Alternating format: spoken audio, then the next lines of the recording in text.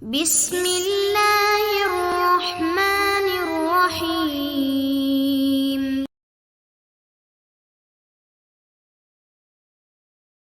Al-hadits sadis, hadis yang ke-6, wa an Ummi Salamah radhiyallahu anha qalat kanatin nufasa'u, adalah wanita-wanita nifas, taq'udu duduk fi ahdi Rasulillah sallallahu alaihi wasallam, di masa Rasul sallallahu alaihi wasallam, ba'da nifasiha, setelah nifasnya, arba'in, selama 40 hari. Hadis diriwayatkan oleh Imam 5 kecuali Nasa'i, dan lafal ini milik Abu Daud dan disahihkan oleh Al-Albani.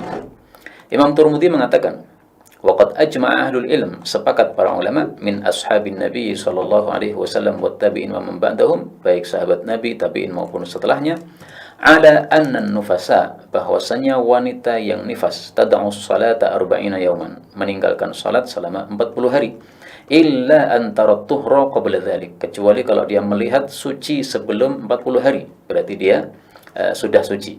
Fa innaha taghtasil wa tusalli, maka dia mandi dan kemudian salat. Fa idza ra'atid dama ba'da al-arba'in, tapi kalau masih melihat darah setelah hari yang ke-40, fa inna aktsara ahli ilmi qalu, maka kebanyakan ahli ilmi mengatakan la tad'u salata ba'da al-arba'in, tidak meninggalkan salat setelah 40 hari, wa huwa qaulu aktsaril fuqaha, dan itu adalah pendapat kebanyakan ahli fikih, wa bihi yaqulu Sufyan ats-Tsauri wa Ibnu al-Mubarak wa Syafi'i wa Ahmad wa Ishaq. Itu juga pendapat ulama-ulama yang disebutkan ini. Jadi hadis ini membahas tentang darah nifas nih. Tadi sudah saya sampaikan, darah nifas adalah darah yang keluar karena melahirkan anak. Para ulama memang berselisih pendapat dalam memberikan definisi darah nifas. Kalau mazhab Syafi'i, maka mereka mengatakan bahwa darah nifas itu adalah ad-damul kharij aqibal wiladah, darah yang keluar setelah proses melahirkan. Artinya sebelum melahirkan itu darah yang keluar tidak disebut darah nifas. Sehingga kalau kita pakai mazhab Syafi'i di sini, orang yang mengeluarkan darah pada waktu dia menunggu proses kelahiran, dia masih wajib untuk salat. Beda lagi mazhab Hanafi, mereka mengatakan bahwa darah nifas adalah al-kharij bisababil wiladah, darah yang keluar dengan sebab melahirkan. Kata-kata dengan sebab ini harus kita pahami. Jadi bukan setelah melahirkan, tapi dengan sebab melahirkan. Karena itu, apabila 1 hari atau 2 hari darah keluar dan itu bersambung dengan melahirkan, maka ini sudah dianggap darah nifas menurut mazhab Hanafi. 1 hari atau 2 hari. Adapun kalau 1 pekan, nah itu tidak dianggap sebagai darah nifas, karena masih lama antara keluar darah dengan melahirkan. Tapi kalau 1 hari sampai 2 hari bersambung dengan melahirkan tadi, maka itu darahnya adalah darah nifas, sehingga wanita tidak sholat, tidak puasa, dan tidak boleh hubungan intim. Tapi di sini dibahas masa nifas itu berapa maksimalnya. Maksimalnya adalah arba'in, 40 hari menurut kesepakatan para sahabat Nabi sallallahu alaihi wasallam. Adapun yang mengatakan bahwasanya nifas itu bisa 50 hari, bisa 60 hari, ya, sebagaimana mazhab Syafi'i mengatakan nifas itu maksimalnya 60 hari, maka ini semuanya pendapat yang bertentangan dengan kesepakatan para sahabat. Karena itu kita tidak usah menoleh pendapat-pendapat yang lain. Kita pakai saja kesepakatan para sahabat bahwa masa nifas maksimalnya adalah 40 hari. Maka pada hari ke-41 kalau masih keluar darah, ini sudah bukan darah nifas. Ini namanya darah rusak atau darah istihadah.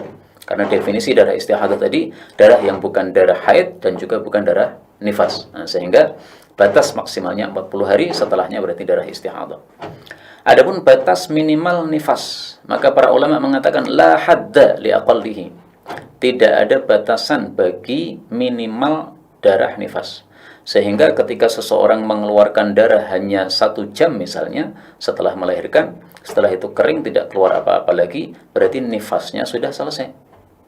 Tapi meskipun nifasnya sudah selesai, para ulama mengatakan mustahab bahwasanya suami tidak hubungan dengan istri sampai betul-betul sempurna 40 hari. Jadi kalau sudah 40 hari silahkan hubungan intim, tidak ada masalah. Tetapi kalau sebelum 40 hari, meskipun sudah suci, maka mustahabnya, disukainya adalah bahwa tidak hubungan intim dulu. Dan Masya Allah, ini mazhab sesuai dengan perkataan para ahli di dalam bab ini, misalnya para dokter ya, yang mengatakan bahwa 40 hari itu adalah masa kembalinya rahim ke kondisi semula. Masa kembalinya kondisi wanita pada kondisi semula sebelum dia melakukan proses kelahiran tadi. Nah, sehingga ini sangat bagus memang fatwa para ulama fikih bahwa suami menunggu sampai 40 hari, meskipun tidak harus ya, kalau dia memang menginginkan tidak ada masalah, sebelum 40 hari sudah hubungan intim.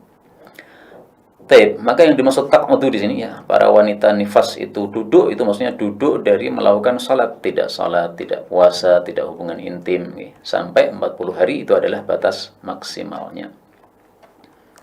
Kita lanjutkan hadis berikutnya, yaitu masuk kitab baru ya, Kitabus Salati. Salat artinya doa. Dan salat itu disebut salat karena di dalamnya doa-doa, baik itu ketika berdiri ya, atau doa iftitah misalnya, atau ketika sujud, atau ketika duduk di antara dua sujud, ini semuanya isinya doa-doa. Dan selalunya dalam kitab fikih, setelah kitab Thaharah, itu selalu dibahas kitab salat. Kenapa? Karena salat adalah amalan yang paling utama, maka seyogianya diutamakan atau didahulukan dalam pembahasan. Rasul Shallallahu Alaihi Wasallam bersabda, ini hadis mungkin sudah saya sampaikan kemarin, diulang-ulang lagi supaya hafal. As-salatu khairu mawdu'in. Salat adalah amal paling utama yang diletakkan di atas bumi. Faman istata'a ayyastakthir falyastakthir. Siapa yang mampu memperbanyak salat sunnah, silahkan perbanyak salat sunnah. Hadis riwayat Tabarani dalam Al-Awsat, derajatnya sahih. Demikian juga diriwayatkan dalam kitab Sunan, tapi dengan lafal yang lain, khairu a'malikumus shalah, amal terbaik kalian adalah salat. Hadis yang ketujuh sekarang, an Ummi Salamah radhiyallahu anha qalat qala Rasulullah sallallahu alaihi wasallam khairu masajidin nisa'i qa'ru buyutihinna. Rawahu Ahmadu qala fil muhadzdab isnaduhu Suwailih. Ummu Salamah meriwayatkan Rasul sallallahu alaihi wasallam bersabda, sebaik-baik masjid bagi wanita adalah bagian dalam dari rumah-rumah mereka. Hadis riwayat Imam Ahmad, dan Imam Zahabi mengatakan dalam kitab Muhadzab bahwa sanadnya Suwailih, sanadnya sedikit baik.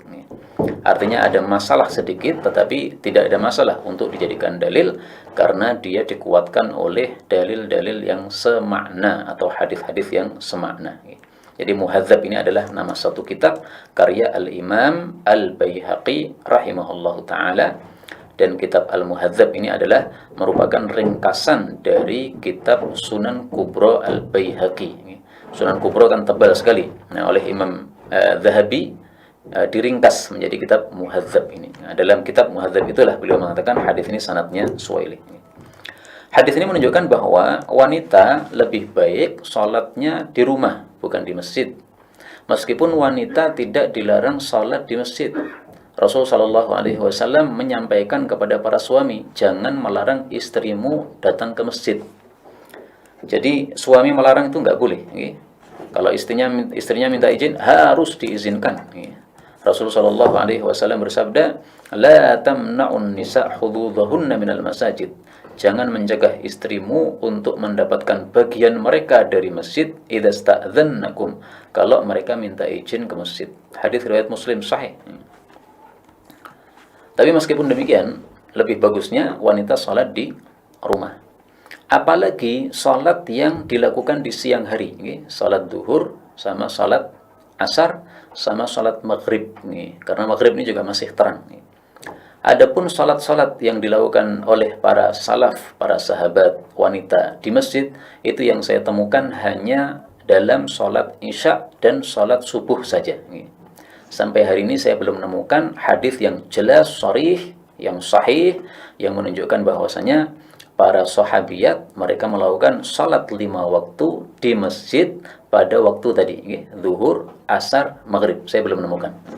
Bahkan Syekhuna Syekh Walid Saifun Nasr, beliau memastikan bahwasanya wanita salaf tidak ada yang salat siang hari di masjid. Mereka salat di masjid itu adalah pada waktu malam hari, ya, maghrib, isya atau subuh. 2 salat ini saja. Sebagaimana dalam hadis yang disebutkan dalam Sahih Bukhari misalnya,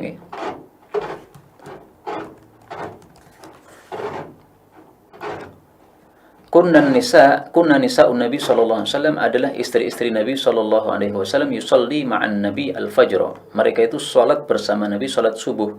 Thumma yarji'na mutalaffi'atin bimurutihin. Kemudian mereka pulang berkerubut dengan kain-kain mereka. Nah, ini jelas bahwasanya ini salatnya salat subuh, al-fajr, salat subuh. Ini hadis diriwayatkan oleh Bukhari dan Muslim. Nah, dalam riwayat yang lain disebutkan juga salat isya. Adapun salat maghrib, demikian juga salat duhur dan asar, maka sampai hari ini saya tidak menemukannya. Bahkan Syekhuna Walid Saifun Nasr mengatakan tadi, yang memastikan tidak ada riwayat tersebut. Karena itu paling bagusnya para wanita kalau mau sholat hendaklah di rumah masing-masing. Meskipun kalau dia tertarik untuk ke masjid tidak ada masalah. Jadi memang tidak boleh dilarang untuk ke masjid apabila memenuhi syarat, ya, tidak berdandan, tidak pakai parfum, tidak tabarruj dan sebagainya. Tidak ada fitnah untuk para laki-laki. Tapi kalau ada fitnah di situ maka tentu saja boleh untuk dilarang karena fitnah tadi. Dan kata-kata khair, ya, kata-kata paling bagusnya secara umum, kata-kata khair dan kata-kata afdol dan kata-kata ahabbu ilallah, disukai oleh Allah, itu maknanya sama, yaitu pahalanya lebih besar, lebih baik, lebih afdol, dan disukai oleh Allah. Secara umum tiga kata ini dalam hadis-hadis yang bicara tentang masalah amalan, itu maksudnya adalah pahalanya lebih besar. Maka bisa jadi ini juga termasuk yang bermakna khair, itu adalah pahalanya lebih besar. Bisa dilihat penjelasan ini di dalam kitab Faidul Qadir misalnya, dalam banyak hadis yang bicara tentang khair, afdal atau ahabbu ilallah. Sehingga ringkasnya, para wanita silahkan aja ya, bebas. Kalau ada kecenderungan dia suka ke masjid, silahkan. Mungkin ada sebabnya, bacaan imam bagus, kemudian bacaan imam urut dari Al-Baqarah sampai dengan Anas, sehingga dia pengen untuk mendengarkan seluruh bacaan Al-Quran karena dia tidak hafal Quran. Nah, silahkan kalau mau suka ke masjid, nggak ada masalah. Tapi sebagian wanita ada yang lebih suka dia di rumah, dia malu kalau dia melewati jamaah laki-laki yang ada di jalan dan sebagainya. Maka ini lebih bagus lagi.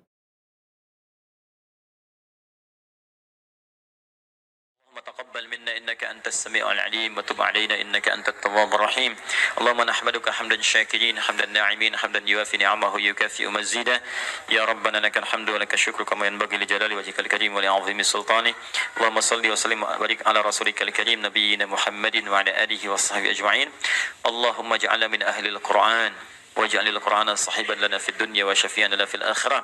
Ya Allah, jadikan kami termasuk ahli Al-Qur'an. Jadikan Al-Qur'an sebagai sahabat kami di dunia, syafaat bagi kami di akhirat.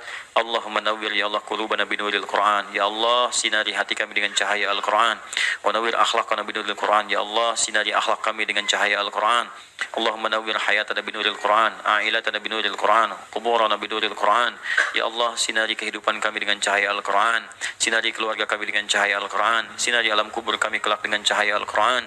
Allahumma ya arhamar rahimin, taqabbal minna jami' amalina salihah. Ya Allah, mohon terima seluruh amal kami, jadikan itu saleh dalam pandangan-Mu ya Rabbal Alamin. Rabbana yassir lana wa la tu'assir alaina. Ya Allah, mudahkan semua urusan kami, jangan berikan kesulitan pada kehidupan kami. La tada'lana fi maqamina hadha dhanban illa ghafartah. Jika ada pendosa hadir di ta'lim ini, jangan biarkan dia meninggalkan tempat ini ya Allah, kecuali Engkau telah ampuni segala dosanya. Wala hamman illa farajta. Jika ada yang tengah gelisah, jangan biarkan dia meninggalkan majlis ini kecuali Engkau telah tenangkan keadaan hatinya. Allahumma wala maridan illa syafaitah. Jangan ada ya Allah orang sakit di tempat ini kecuali Engkau sembuhkan penyakitnya. Allahumma ya Allah, Allahumma ya Allah, Rabbana atina fid dunya hasanah wa fil akhirati hasanah wa qina adzabannar. Bifadlika subhana rabbika rabbil izzati amma yasifun.